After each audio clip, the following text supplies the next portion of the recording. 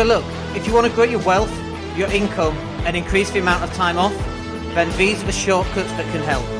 Welcome to the Wealth Creation Podcast.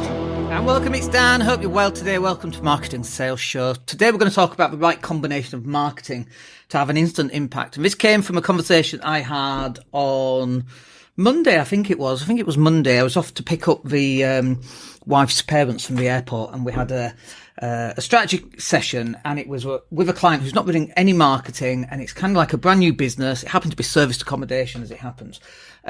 But we were talking about the type of marketing that you need. And by the way, the type of marketing that you need is always dependent on what your industry is and the type of people that will require the services and the products that you offer. And it's not the same for everybody. So this might change, and I've not done this specifically for them. This is more of a general one. So this might change to suit your business more or less. So some of these combinations might be different, but it'll give you a really good overview as to really what you should be doing this week, next month, throughout the year, going into next year, so that you can actually work out what on earth it is that you're supposed to be doing in your business to start generating some instant leads effectively. So the first one, obviously, what combination of marketing to have an instant impact is content.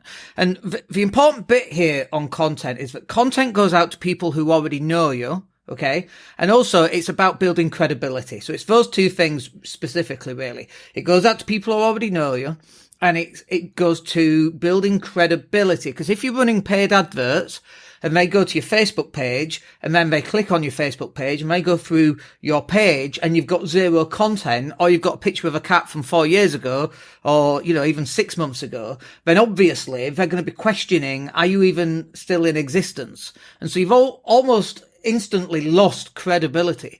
So content creation, things like doing videos, like this, maybe we'll talk about live streaming a little bit later, but doing short form videos that talks about something, to demonstrate your expertise or to show that you still actually exist and you're still in business and you're still taking on customers.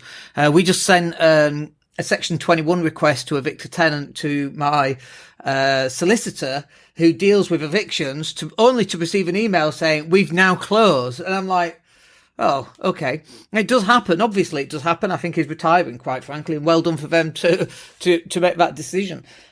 But other people will be wondering, I've not heard from my solicitor for ages. Are they still even in existence? I might go to Facebook or LinkedIn and look them up, and there's no content on there. So I've lost credibility almost instantly.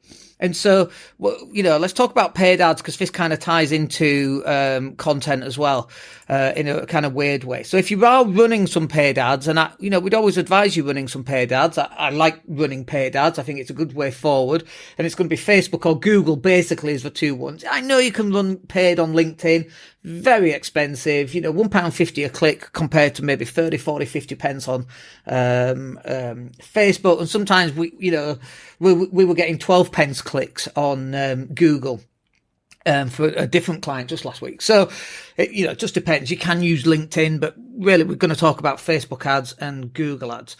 And so the reason why you're running paid ads is for people who don't know who you are. Okay. So hopefully they're going to start following you, or they are going to sign up for something, or whatever that happens to be.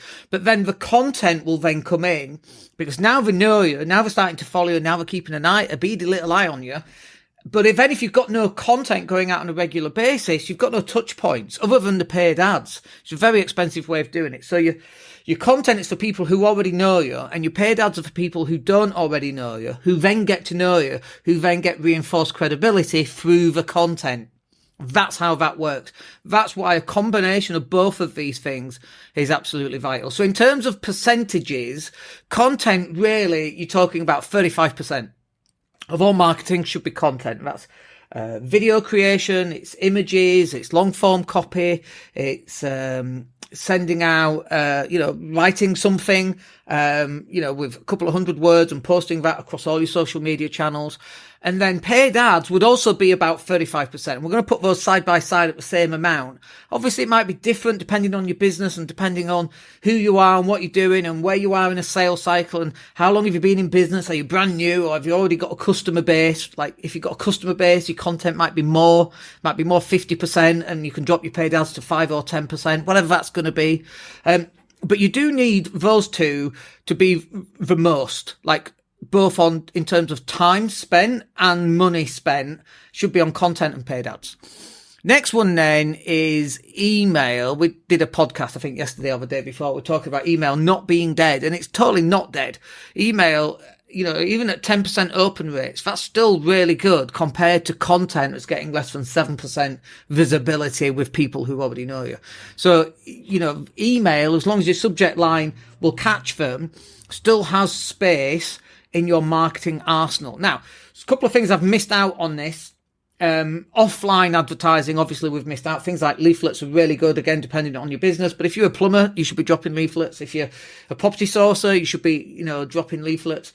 Text messaging, that could go under, email as well. It's kind of direct response marketing, and maybe I should have called it direct response marketing. But really, for most people, you're going to have an email list. And if you've not got an email list, you're really missing a trick there. But you really want to have an email list so that you can email people on a regular basis. And note to self, while I was in the shower this morning, I was like, I need to send an email this week because we've not got one lined up. And so we do it as well. And we're not perfect, obviously, because life gets in the way, just like it does for all our clients and for you as well. So email is definitely a thing. And I'd put that down at 15%. So we've got content at 35%. Paid ads at 35%. We've got email at 15%, which leaves 15% left. And that should be to go towards live streaming. Now, live streaming, it's not like you need a budget to go live streaming. You might want a background. I've got a Captain America shield. Sometimes that gets engagement. Sometimes it doesn't. When we do strategy sessions, which mostly male, by the way, they always comment on the shield, which is really interesting. We tend to have mostly male strategy sessions for content, and we get some females for website design and so on. No idea why that is. It's just the way that it is. But you should be live streaming. And in terms of that percentage of 15%, it might not be a budget, but it might be time constraints.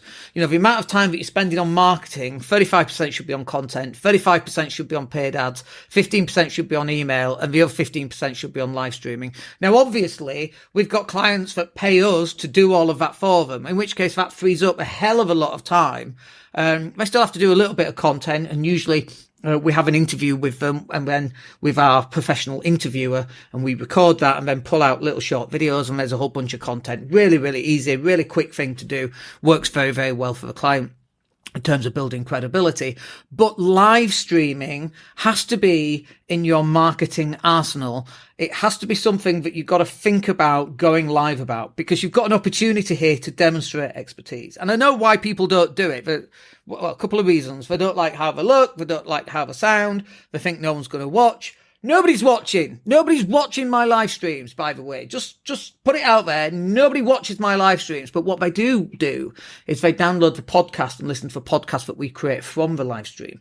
What they also do is they consume micro pieces of content, because we pull out little short videos from the live stream, which means that they can just get little short, less than 1 minute pieces of content, which means that when we schedule those to go out across all forms of social media, my shiny face is constantly in them, in their sphere of awareness, if you like. So the numbers there, 35% on content, 35% paid ads, 15% on email, and 15% on live streaming. And that's really, folks, that's the percentages that you should be thinking about in terms of monetary value, how much money you're going to spend on marketing for those. And also from a time point of view, you should be spending time and money on content, time and money on paid ads. You should be sending a weekly email or once every 2 weeks. And you should also be going live at least once a week. All right. I hope that's useful. We'll catch up with you in a podcast tomorrow. Have a good day. Take care. Hey, it's Dan here. Thank you for listening. Really appreciate each and every one of you. Please click like or subscribe to the entire podcast.